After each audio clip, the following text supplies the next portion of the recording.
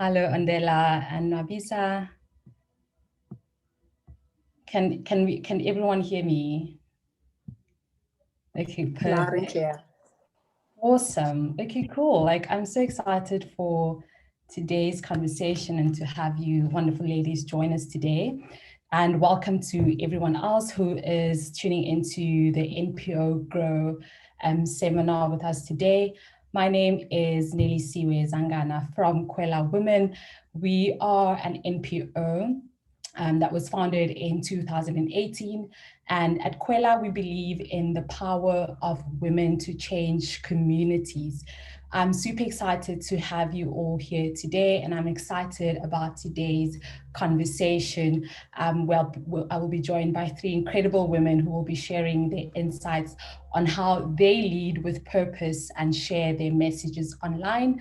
And in the spirit of collaboration and knowledge sharing, we thought it would be great to bring together the inspiring women that we will be learning from today. The idea behind our NPO Grow webinar, for those of you who are not familiar with what we do, it is to find inspiration and connect with each other and share ideas, especially in a time where we need it the most. Before we begin today's session, I would like to just start off with some housekeeping announcements. Please note that this webinar recording will be available. We will be sharing it on all our NPO Grow newsletter after this session. And our upcoming webinar will take place on the 10th of January, and we will be 10th of February rather, and we will be speaking about the sharing economy and frugal innovation.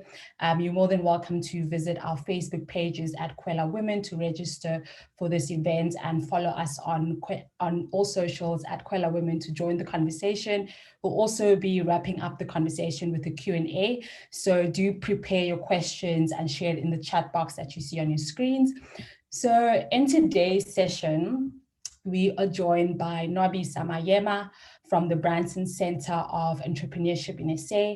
Nobisa is an entrepreneur for entrepreneurs and listed as one of the 100 brightest young minds and one of the 100 inspiring and aspiring young South Africans. She finished top 5 in the Goldman Sachs Gibbs 10,000 Women program. Nwabisa's entrepreneurial journey dates back to 2006, and her passion lies in connecting people, connecting others to people and resources as well as opportunities. We're also joined by Ondela Mlandu, a communications specialist who has working experience in journalism, marketing, digital marketing, and radio broadcasting. In her career, she's contributed to national newspapers, a couple of South Africa's finest print magazines, radio stations. Ondela has also done broadcast journalism and has hosted podcasts for startup entrepreneurship platforms, where she's had the opportunity to sit with many influential business owners and entrepreneurs in South Africa. In addition to her contribution to the media and communications industry, she's also the Cape Town Cape Town Hub Vice Curator, an initiative under the Global Shapers community for young working professionals around the world. Then we're also joined by Pumeza Langa, who is the host of the weekly Twitter chat, Sisterhood Hour, as well as Sisterhood Hour Conversations podcast, a communications consultant, speaker, freelance writer, mother, and wife. Pumeza is a firm believer in the importance of women supporting and championing each other, as well as having the open and honest conversations that heal, grow, and challenge one another. Through the Sisterhood Hour, Pumeza has been fortunate enough to be part of work and conversations that impact women, but not only to highlight the issues and concerns they face, but with their intention to educate and create solutions and opportunities for women to connect and collaborate in different areas of their lives. Welcome so much, ladies. So I would like to kick off this conversation by sharing a short summary from an online article I read recently by the Harvard Business Review that I think resonates so well with our conversation here today. And just to read the summary, open quote, when employees are disengaged and underperforming, the reaction of many managers is to try new incentives and ratchet up oversight and control. Yet often nothing improves. Why? Because the assumption behind such conventional approaches is that work is fundamentally contractual and that employees are self-interested agents who will seek to minimize personal effort, and that assumption becomes a self-rewarding prophecy. Employees do not just do just what is needed to earn a reward or meet a standard and nothing more. But there is another way. Rally the organization behind an authentic purpose and inspirational mission that explains how employees are making a difference and gives a sense of meaning. If you do that, they will try new things, move into deeper learning, and make surprising contributions. The workforce will become energized and committed, and performance will climb. End quote. So, with this thought in mind, I would like to open this conversation to the panel, and I would just like to ask each one of you, how would you define purpose, and why do you think it is important in the work that you do? Nabisa, I will start with you. Thanks so much, Nelly, and good afternoon. Um, Gosh, that's quite a challenging question in terms of how long is a piece of string. So for me, how I define purpose is really asking the questions behind the questions. And so, why do I do what I do is normally sort of the first question in terms of defining what purpose is. But actually, it's once you get to that answer, is then asking again, well, why? And you keep on going, why, until you can no longer come up with a viable answer, because you've reached that real crystal and that nugget of why you do what you do. So for me, purpose is effectively your why. And once that actually makes sense to you, I think it starts becoming quite a little bit easier for you to then discover then your how, and alongside that your what. And those two things can actually obviously change according to circumstance. They also change according to the resources that you have, but your why will always be constant. And so I like to say that purpose is also your insurance policy. Actually, purpose allows for you to be able to make a sense check in your business, or in your life, or in your career. And at the same time, purpose, especially during this time, purpose is actually the thing that starts building resilience in terms of what you're doing, because it actually at all times starts informing which direction you should take. So effectively, purpose is your North Star. It is the reason you get out of bed. So that's where I would start with that. I love North Star. I love how you say that purpose is your North Star. Really resonate with that. Pumeza, how would you define purpose? For me, purpose would be the anchor. So where everything truly begins. So as Nobisa was saying, the North Star, and defining the whys and figuring that out and working through all those and discovering and uncovering more whys. But for me, purpose would be the anchor of, okay, so what are we doing? Why are we doing it? Who is it for? What is it for? How do we create the impact? Is it creating change? Is it touching one person's life? So the purpose is really the blueprint. For me, it would be the blueprint of anything before you start creating, before you start putting together and assembling pieces of something to create a service or a product. Purpose is the beginning of saying, okay, so this is what we want to do. What is the purpose of it? What is the heart of it? And how do we make it come alive? Cool. Mandela, your insights? Thank you so much, Nelly. And apologies if there is a little bit of banging in the background. Timing today is just a little bit off. But my definition of purpose is my reason for being. So, as the ladies, just to reiterate what the ladies said, your why. Why was I brought into this earth? How can I make a difference? How can I make a difference in the lives of the people that I interact with? And for me, it's important to constantly reflect on these questions regularly so that I don't lose sight of my purpose. And, when people often speak about your why, it's almost like a guiding light that helps you focus on what matters the most in business, in life, with relationships as well. So that's how I define my purpose. Yeah. I hear you ladies talk a lot about the North Star. Obviously, you mentioned is the North Star. Ondela, you mentioned that it is your reason for being. Those words just resonate with me when it comes to like defining your purpose and understanding what that is, because I totally agree with you. Like if you don't know what is the reason you do what you do every day, then I feel like everything else that comes after that is in a sense null and void. So Nabisa, I thought I'd also really just take this opportunity, since we are speaking about, purpose and how to share your message online, and also just to use this platform to learn more about what you do at the Branson Center of Entrepreneurship in South Africa, and how the importance of purpose really connects to the work that you do. Sure. So the Branson Center of Entrepreneurship exists to change business for good. So it's not just about, putting the onus on emerging entrepreneurs to do good in the world. It's saying the entire value chain in terms of big business, small business, medium-sized business, we all need to change, the world and do good.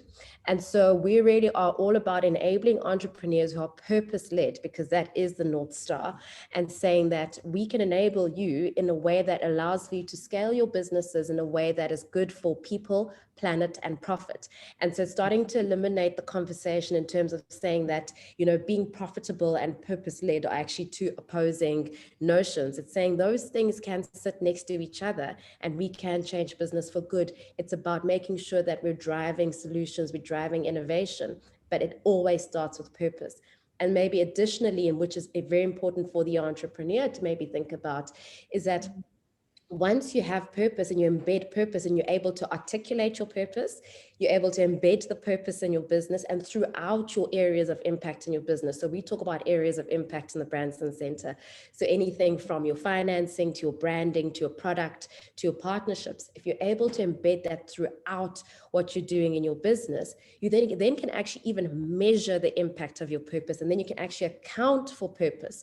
So by the time you're even sitting with your books and your accountant, how do you value purpose and how do you measure it? Because that then starts going back to then being able to articulate it, and so we go. And then finally, you're able to then articulate your purpose then to your customer, to your stakeholders, to your clients, to your champions, to your advocates, and suddenly we start changing business for good. Whereas a lot of times when we start our businesses, and yes, we are purpose-led, that purpose kind of sits secretly in our own little vault, and it's something we talk about when we get together on a quarterly basis, but it's not something that we live out. It's not something that comes through in our, how our products are presented, how our services are presented. And so that's, as a Branson Center, we're here to enable that for entrepreneurs whilst making sure that we're actually also creating jobs.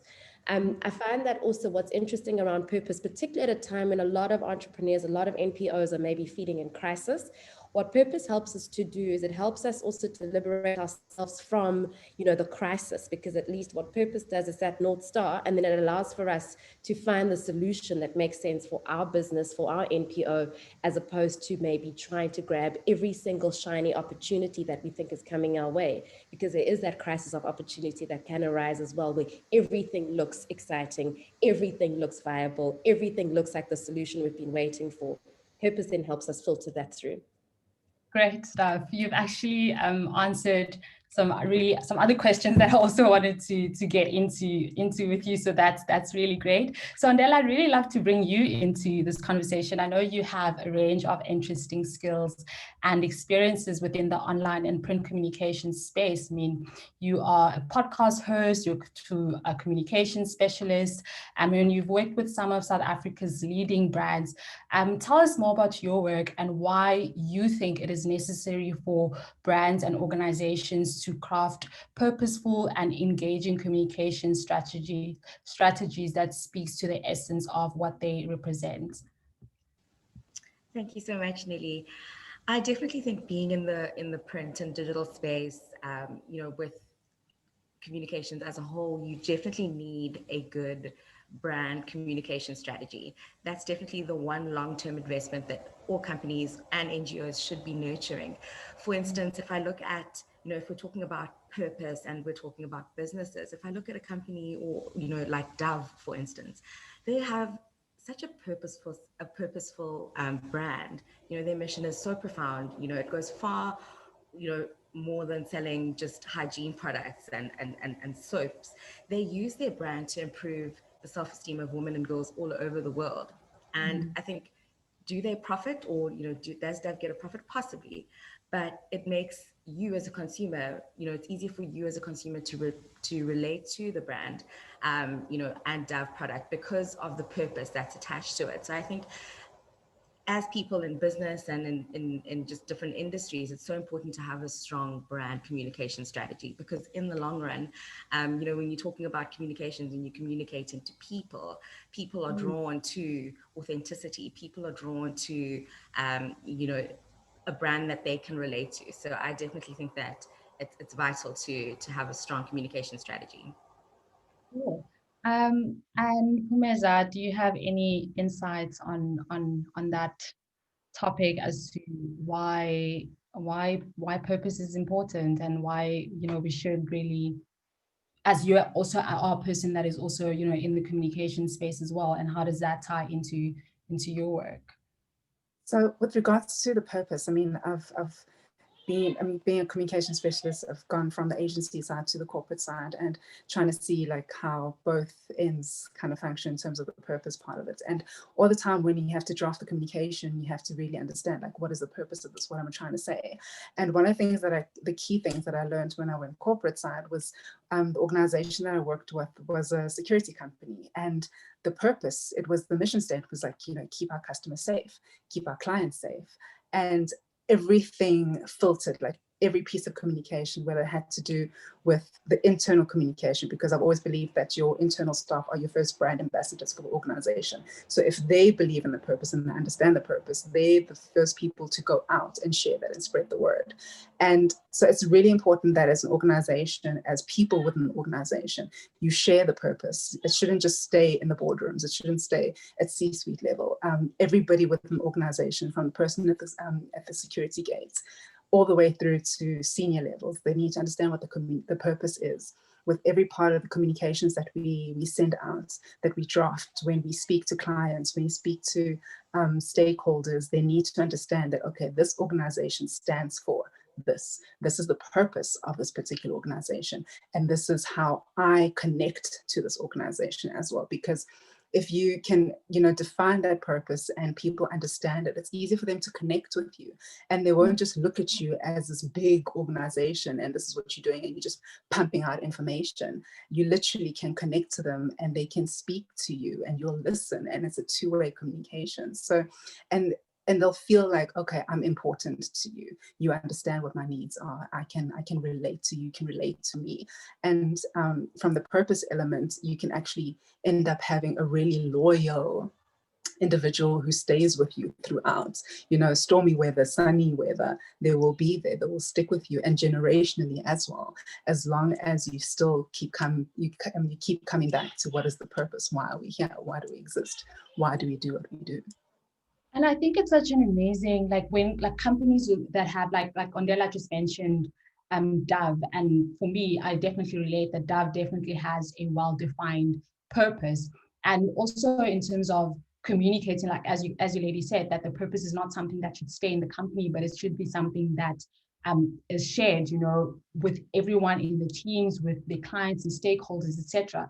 And I feel that purpose is just so important because it drives creativity and innovation within the team as well as performance as well. So I think it's really and definitely like an important part of any business strategy, and even at all levels of the business, whether it's marketing or your finance or operations, knowing what the purpose is in all those stages of a business is just so important to how that business grows and how that business is perceived as well. And Pumeza, I would also just like to continue this discussion with you as well, and maybe just bring you in here to get your insights. So in today's digital world, where many organizations are also taking advantage of the digital marketing space, and especially in the times that we are living in with COVID-19, everyone is on digital. We're working online, we platforms like these online, and we're just really wanting to take advantage of the spaces and really make use of the countless customer touch points. And it's really becoming increasingly difficult to cut through all the online noise. So I have been fortunate to chat with you offline about the work that you do at Sisterhood Hour. and your purpose for the platform. And I just wanted to know how you weave your purpose into your overall communication strategy. So from getting guests to speak on your platform, to marketing your platform, how do you communicate that purpose, and to know that if you were to reach out to a Nwabi Samayema, for example, you know that if you communicated your purpose to her and and she resonated with it as well. So how do you make sure that your purpose is always communicated as clearly as possible? I try not to complicate it a lot of the time. I mean, earlier on this year, I was looking at what my my overall construct looked like for Sisterhood Hour, and I was like, oh my god, so many words on one single slide.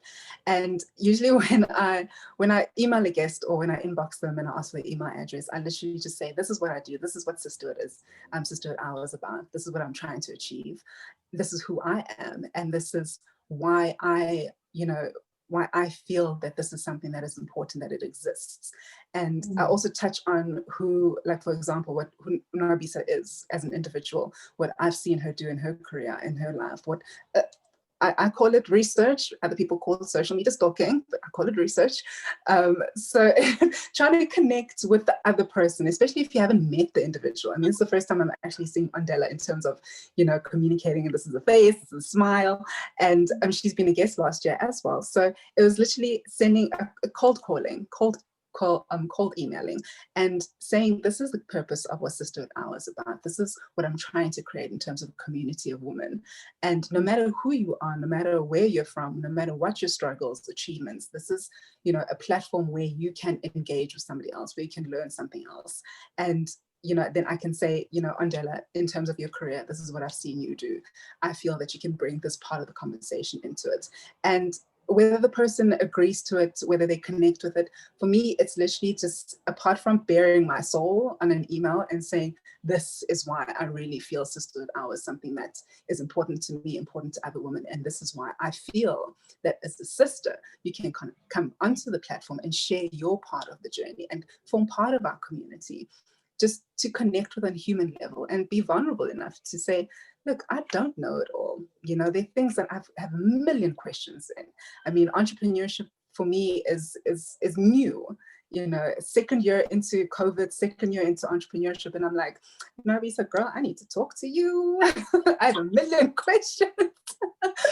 So to even just say that, to admit that, and a lot of people, sometimes we want to hold on to those truths and be like, no, I gotta look good, I gotta look together, and sometimes you just don't want that. You want someone to say to you, Pumeza, girl, like, you look cute and everything, but come on, like, what's the real deal? Are you wearing a full pantsuit under here? No, I'm not.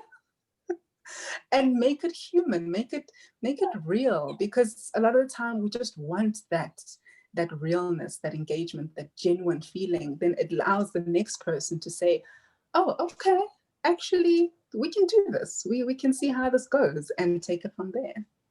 I love that. I love, as you were just speaking, there were just some powerful words that you were saying, where it's like connecting, keeping it simple. Like you said, you don't have to bare your soul, but keep it simple. And I think when, even within businesses and organizations, and NPOs, keeping the purpose simple, and it doesn't have to be like this, long paragraph or essay, just to keep it simple. And also you mentioned aligning values. So when you made the example of reaching out to a potential guest for your platform, you see what that person is about really.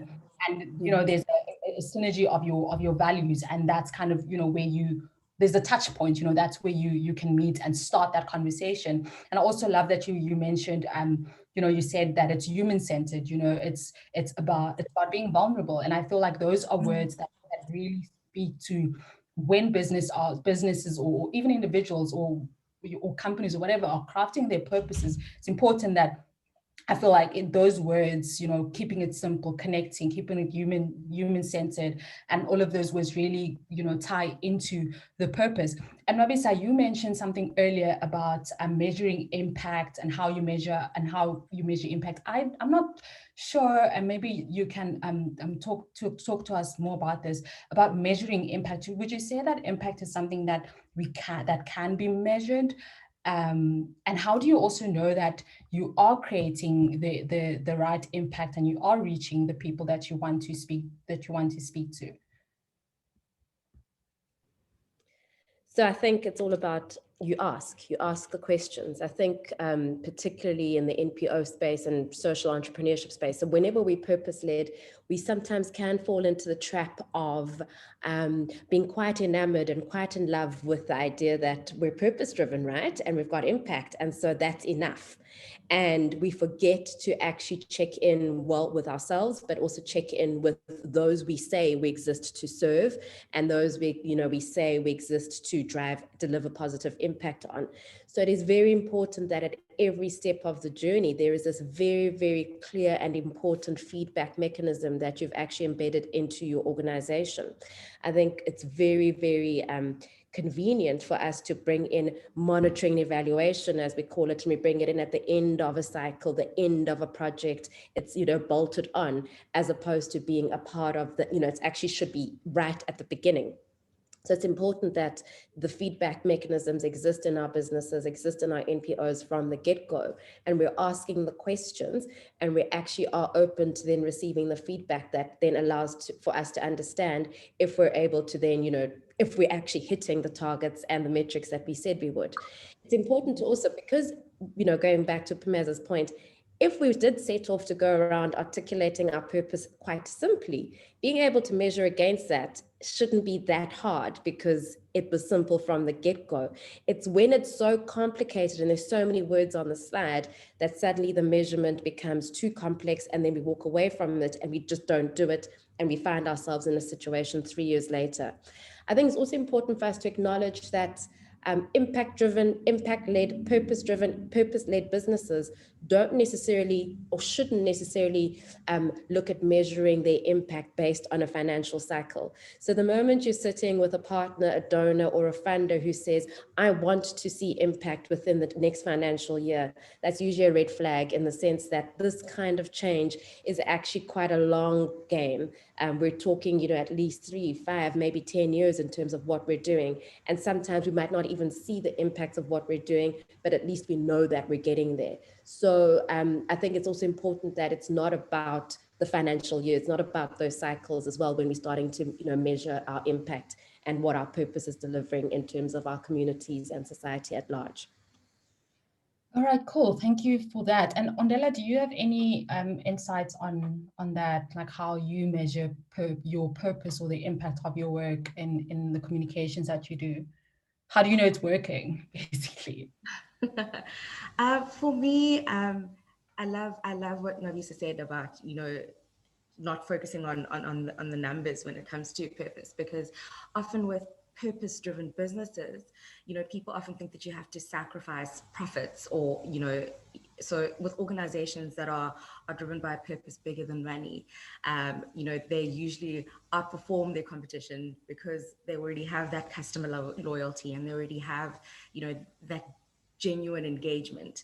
I think also just in the space that I'm in, and writing and being in magazines, I think for me, every time I would put in work, I would always think, how is this going to make the consumer feel? So making sure that you are very intentional about the kind of work that you put out, to gain that trust. I think Pumeza was mentioning it earlier, to have authenticity, to gain that trust, to keep generations and generations coming back, because they've gained your loyalty because of the purpose for work that you're putting out. I think it's very important for me. For me, it always boils down to the people, winning people's hearts, and business winning, the minds and the hearts of the teams that I'm working with, or, the audience that's receiving the information. For me, that goes a long way. I honestly feel like, your purpose should be the end game of any material that you put out, any podcast that you put out, because you want those people to keep coming back for more.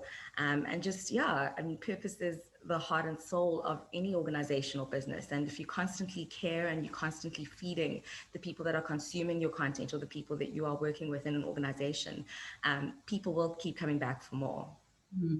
I hear like a lot in many of these, purpose driven, shall I say, like discussions, or whenever there's a conversation around purpose, I often, like, there's just one word that always comes up, and that's the word, and I've heard you ladies speak about, like, say this word, and that's the word authenticity. And I've never quite been able to really understand, like, even in my work, like I when I work in communications as well, and when we are brainstorming our content and plan or strategy for the year, and I think about authenticity, like how do I make sure that whatever I'm putting out there is authentic, and it can connect with whoever it is that whoever is going to be engaging with it. So I'm just opening up this conversation also to the panel, and just to share what exactly, how would you define authenticity and how we get there? Pumez, I can start with you. Wow, authenticity, for me, it's just being real. But by being real, you need to actually define that for yourself. So does it feel good? Like when you say something, when you think something, when you write something, when you're sharing something, does it feel like, oh, okay, this comes from a place that says, okay, this is real, this is true, this is who I am. And it's not necessarily about trying to connect with thousands and thousands of people. If you could just connect with that one person who gets your message, who gets what it is that you're trying to share with them, and who can just say to you, thank you for sharing that. Or if they don't even have to come back to you and say anything.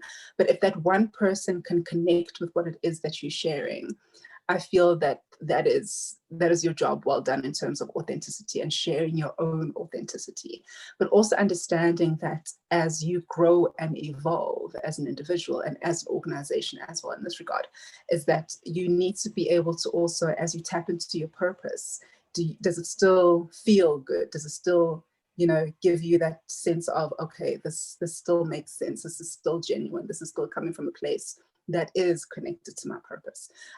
So it just needs to continuously, you need to stay connected to it, and still, use it as your touch point, and understand that as you grow and as you evolve, there's certain things that won't necessarily keep you connected to that specific space and time in your life, because as time evolves, like me 2-3 years ago, what made me happy or triggered me then, I may have had an opportunity to work through it. It doesn't mean that just because I've moved past it, I can't connect to somebody who is in that space and who is going through that. I can connect with them authentically, but it doesn't have to still be that particular truth in this moment in time for me. I think that's how I make sense of it in my mind.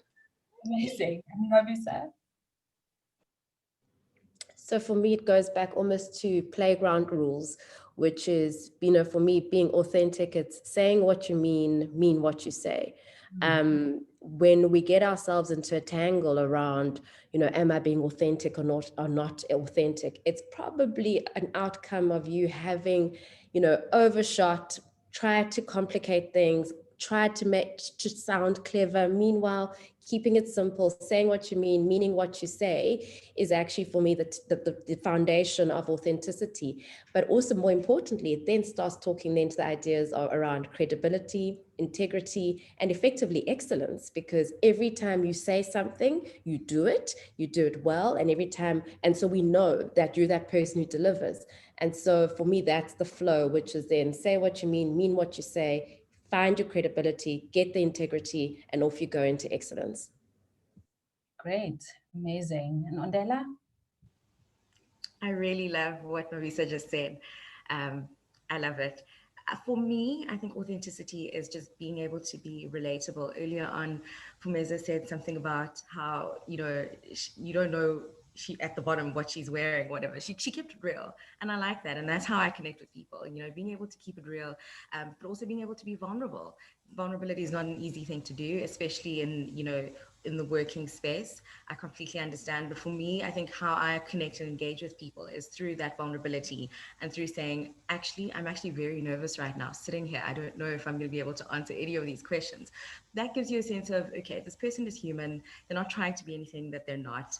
And you just become relatable to someone in that sense. And I guess it's the humanness of it. And also, yeah, meaning what you say, like Nobisa said. Mm-hmm. I like that a lot. And it reminds me of brands like Nike, for example, who speak to everyday pain points or everyday stories. Like when I, for example, watch a Nike ad and it's a motivational video or something, I can immediately connect with it because it's simple. And also I feel like they're also a company that has a reputation, like a good reputation, and they also use people in their marketing campaigns that are also that people can also like relate to. And I think that really speaks to a brand that has a powerful purpose, in my opinion. So before we open up for Q&A, I just wanted to know if anyone has any parting thoughts or any insights that they'd love to share.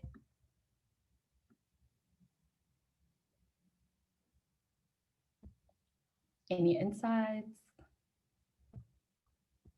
No. I think we're more excited to get the Q&A. I don't want to hog the floor, so I'd rather give the time to ask the questions. Perfect. Okay, cool. So let's see what we have on our questions. If we have any.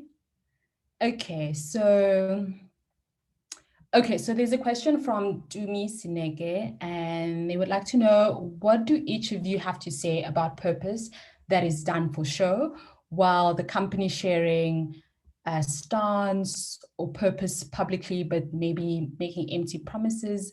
And they're referring here to companies standing for POC during Black Lives Matter campaigns or Pride Month, but the internal cultural track record is in conflict with it. So yeah, that's one question. I can open up to anyone who would like to take that on. I'll jump in there. So I think it's been shown, and we've seen it with a lot of organizations that have tried to say something or have kept quiet about issues around Black Lives Matter, but issues closely related to it, no matter where it is in the world. And a lot of people who've worked in those organizations have come out to say, but hang on a second, your company culture is this way. And, people of color, they are oppressed, or there's issues and there's things that are not addressed, and the environment is not healthy. So I think a lot of organizations have been outed when they do try with, but we're for the people, and it's all about togetherness, and we united we stand. People do come out and say, actually, no, it's not true. And I think now in the world that we're living in, consumers we're kind of smarter. We can see when it's PR, when it's done for show, when it's not real. And also there's a way to see the history of an organization. As you say, nearly with Nike, you see the narrative in terms of the ads and the campaigns that they get involved in, the things that they push in terms of the social, economic, political, like all the different spheres. They are part of the conversation. They don't just do it for the sake of it. So organizations like them, you'll see that, okay, it's real. Yes, maybe there'll be a controversy here and there, but a lot of organizations who keep it real have shown us in the past that they actually are about change and movement. So a lot of companies who just do it quickly, they're doing it just to be like, okay, cool, get a few likes, get a retweet here and there. But then people who have worked in the organization or who do work in those organizations come out and say, actually, no, that's not true. And this is the proof to show that it's not real and it's not true. And I guess that's where, Nabisa, on your point on authenticity, when you said, say what you mean and mean what you say.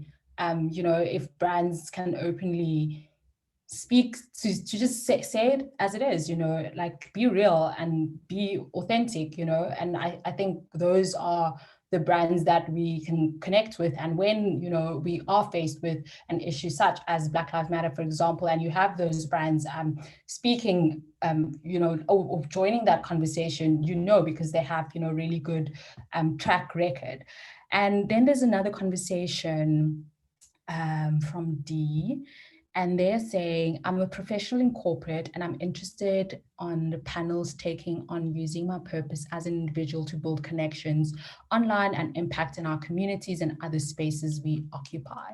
Okay, so that's more of a comment. Let me see if there are other questions. Asanda saying, you spoke about your purpose being the reason you get out of bed, it being your anchor. What would be your advice to a young African woman who's working on finding their purpose, both in personal life and professional life? That's a great question. I'm happy to jump into that. I don't always feel very young, so I'll lean into that. I think some of it is, this is patient work, and this is also, it's not a destination. Your purpose isn't a destination, it's your North Star. So think about when you are driving or ever sitting in the front seat of a Mercedes Benz, and literally you've got that star that sits on the bonnet of this car. You will never get to it, but it will always be sitting in front of you and you'll be following it as you drive along.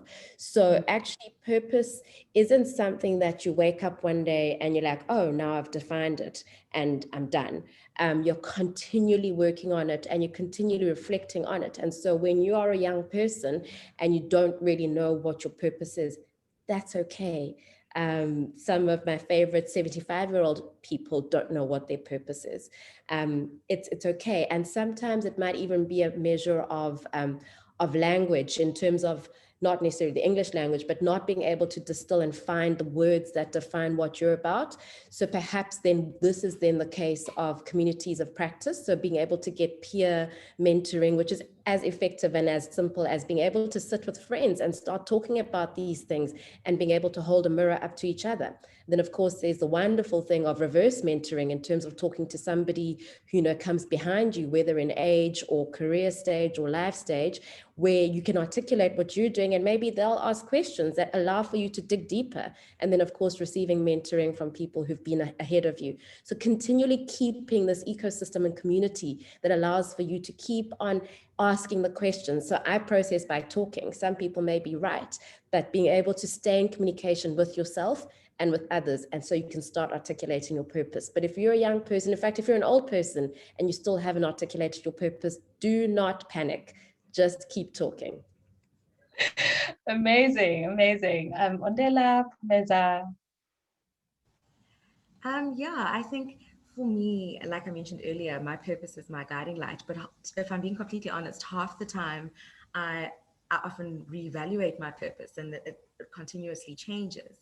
And just in life in general, half the time I don't know what I'm doing. And I'm about to reach my 30s this year, and I, you know, at 27, I thought I'd figured out my purpose, but it changes all the time.